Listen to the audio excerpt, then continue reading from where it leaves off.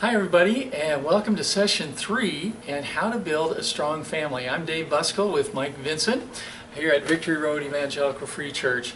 Last week we talked about the importance of love, and we talked about a principle: love is action.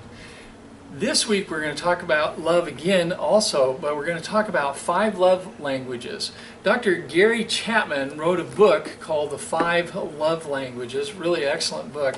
Mike, what does he mean by love language? What's a love language? Well, love language is basically just how a person feels loved. They feel encouraged, they feel affirmed, they feel positive when someone does or says something to them. So it's just how they feel, and it's different for different people. Yeah, good.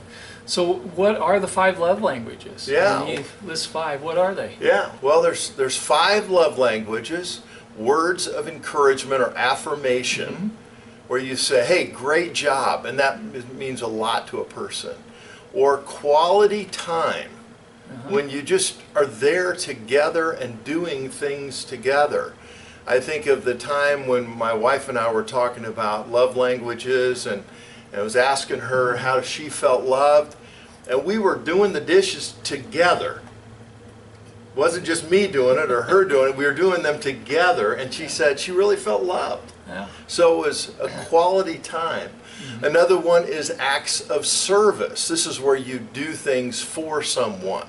I mentioned doing dishes. Yeah. You know, that could be something that's really important, or mowing the yard or something like that. So doing something for someone. When my wife gets me a cup of coffee in the morning, it's an act of service. It makes me feel loved.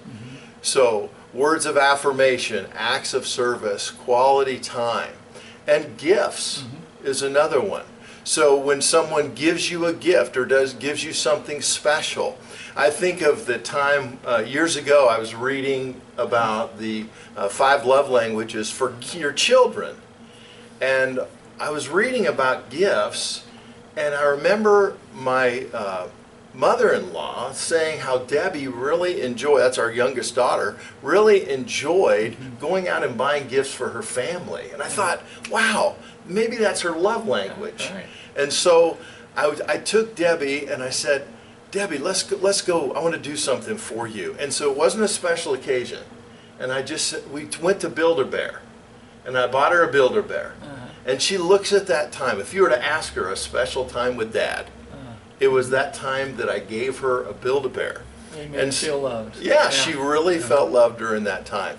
And then the last one is physical touch. That can be a hug, it can be a pat on the back, it can be physical intimacy in marriage. So there are many ways, holding hands, many ways. Just people like the touch aspect of relationship. Very good. Well, good. So did you recognize what your love language is just by listening to that description? You might need some time to think about it.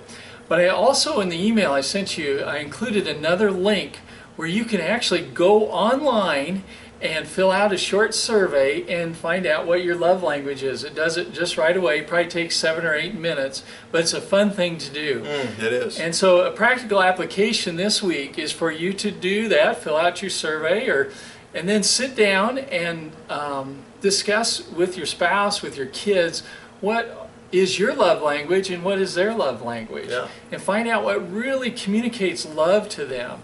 And then, of course, go out and do it this week. Apply that with them.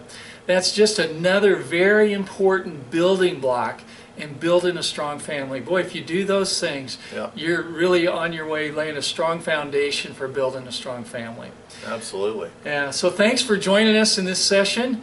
We'll be back again next time and doing another session. We're going to talk about priorities in relationships. So we look forward to seeing you that time. Have a great week. Yeah, take care.